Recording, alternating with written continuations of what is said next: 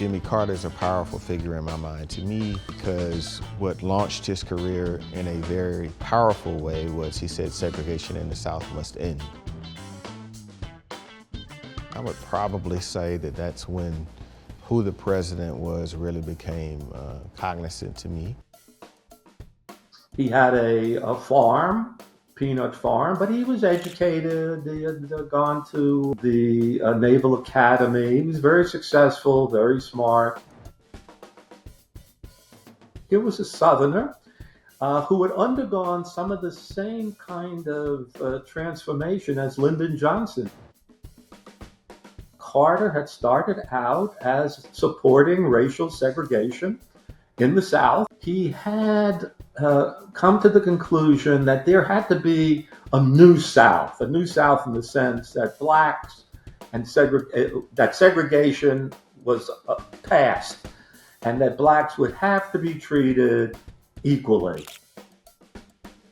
And he courted important African Americans like Martin Luther King's father, who was still alive, staff like Andrew Young. And they began to reach out to other African Americans. He decided he would run for the presidency. My name is Jimmy Carter, and I'm running for president. Interestingly enough, African Americans were the first to line up behind Jimmy Carter. He maintained good relationship with African Americans. He appointed Andrew Young, a major appointment, as the ambassador to the United Nations. The business about affirmative action, he supported it. You could have affirmative action, the Supreme Court said, but you couldn't have quotas. And if you had affirmative action, you had to consider other things besides race. In other words, geographical mobility, geographical location, and economics, and so forth. It didn't say race didn't count, but it said you just couldn't put strict quotas. And so that limited that's the beginning of the movement to limit affirmative action in the United States. We want everyone to know that affirmative action is not reverse discrimination, as many persons are apt to say. It is rather the recognition of the fact that for over 200 years, black persons in these United States of America have been excluded from the economic, social, and political milieu of this great country. A number of things occurred that were beyond Jimmy Carter's control, but it worked against him. I want to have a frank talk with you tonight about our most serious domestic problem. That problem is inflation.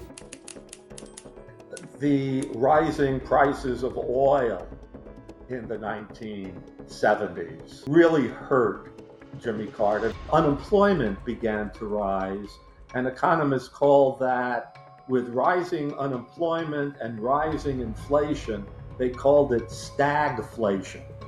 We have that situation today. You've got rising employment, but you also have rising prices as well. And there are reasons today, COVID being the most particular one, why we have inflation. Back then it was oil. The price of imported oil has more than doubled in the last 12 months. His real downfall came in 1979 when the Iranian Revolution occurred.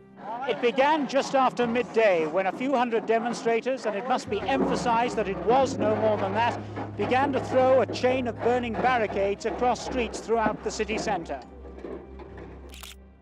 He had created a secret mission to try to free the American hostages, sent over special forces, and it turned out to be a disaster.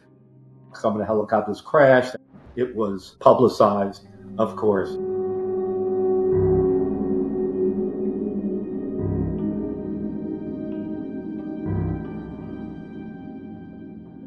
And when Ronald Reagan then ran against Jimmy Carter again, he didn't appeal to African Americans at all, did a number of things that would suggest that he didn't support busing, he didn't support affirmative action.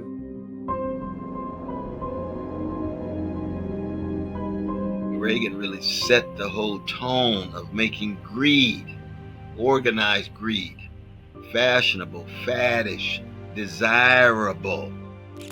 He started his campaign in 1980 down in Mississippi, where the Klan had killed 3 freedom fighters, and the Klan endorsed him the same day. The campaign speech early in his campaign in Philadelphia, Mississippi, certainly did him no favors when it came to black voters. At the same exact time, he came to power really as a white conservative, appealing both to the South and those white conservative voters in the North. In 1980, clearly he was the candidate. He had a background. The background was Barry Goldwater in 1964, and then he intended to put in place that kind of America. I want to be very clear. I was raised by a black pastor father who was a liberation theologian, college professor, organizer, protester, and activist who hated Ronald Reagan. So, I got plenty to say about that sinful man. What's fascinating about that is that when he's in Hollywood, Ronald Reagan is actually kind of a progressive. Like, he's anti-nuclear weapon after everything that he saw in World War II. He is pro-labor and pro-labor union. He actually hosted an entire radio series exposing the terror of the Ku Klux Klan. So he's pro-civil rights. See that yelling out there? That's the Klan. They've just found out that law and order can't touch them. You did that when you let them off the hook. Now, beat them. But along comes the Red Scare. And his brother is an informant to the FBI. And one of his fraternity brothers is an FBI agent. And the fraternity brother reaches out and says, hey, we're trying to get information on some Hollywood players that are getting down with this thing called the Communist Party. Can you help us out? And Reagan and his first wife hand over names to them. And now Reagan is like still critical of the way that they're going after supposed communist sympathizers, etc. And they also asked him to give the names of some Nazi sympathizers, so he still thinks he's doing a good thing at that time. But this is when we start to see him make this turn to conservative politics. And then he meets and marries the woman we now know as Nancy Reagan, who helped him make that full tilt turn to say your starring role, the most important role of your life, the one that's gonna give you the accolades and the attention and the love that you couldn't get in Hollywood because you couldn't get in an A-list movie there. That role is in politics. So he gets into politics and he's a conservative politician. Jimmy Carter, unfortunately, was not very charismatic as a politician. He didn't have the same image. And he wore a sweater. You know, they showed this on television now. You know, you had to look apart. And it looked like he was saying, you know, the United States days where it was the old period of American history. And it didn't work very well. In 1980, Carter looked like he might not even get the Democratic nomination. Senator Edward Kennedy, running second in the polls. Edward Kennedy, who was probably one of the most popular senators, the brother of John and Robert from Massachusetts, Kennedy was going to run against him. Kennedy's experience in a place called Chappaquiddick, where he had been involved in an automobile accident, and a woman in his car had been killed. You know, the devastating deaths of his brother had really turned him into a very sad and depressed person. It turned out he wasn't going to be anyone who could run. And so Jimmy Carter got the nomination. Carter was ahead of his time. He believed that the environment, pressed by conservation groups, environmental organizations, he was becoming more aware that the environment would not be sustainable if Americans continued on the course of their overconsumption, of the use of bigger and larger automobiles that were gas guzzlers. And he tried to get the United States to save energy. He just couldn't convince Americans at that time that the future about the environment was now. You had to start now. And so his political appeal was not very great. Would you vote for him again? No, under the circumstances, I'm afraid I'd have to withhold my vote. Governor Reagan is trying this time to show that his appeal is not just to the right wing of his party. And if there is a question mark over his campaign, it's probably on the matter of his age. He'll be 69 next year.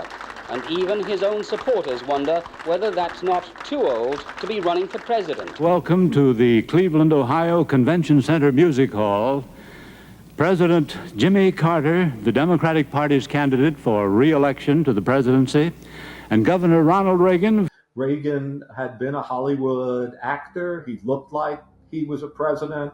When Reagan asked the question, "Are you better off now than you were 4 years ago? Is it easier for you to go and buy things in the stores than it was 4 years ago?" It made people most likely not just reflect on 1977 to that point in time in 1980. It made them reflect upon how they felt for a decade. Again, you had a very exhausted American people. The 60s were highly traumatic. We had a presidential candidate assassinated. We had a Nobel Peace Prize winner assassinated. You had violence everywhere. You had cities up in arms. Then we moved into the 70s with the end of the Vietnam War, a resignation of a president. You had a president admit that there was a national malaise going on.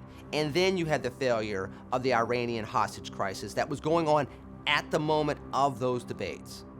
The American people reflected upon all of that and said, enough's enough. People sometimes gravitate towards the tougher personality and says, I just want something different. I want to feel better.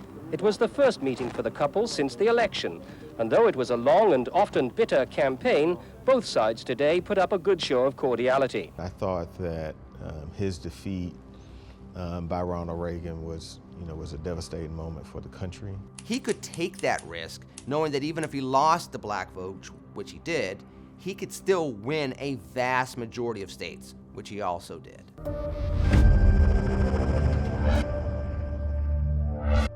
By the time we see Ronald Reagan in the White House, he has perfected making conservatism sound beneficial to the very people it harms. I sort of just got caught up in the pageantry of it all and the Hollywoodness, if that's a word, of it all. And I did register as a Republican then. We liked Ronald Reagan because we was like, the money is flowing in the streets, right?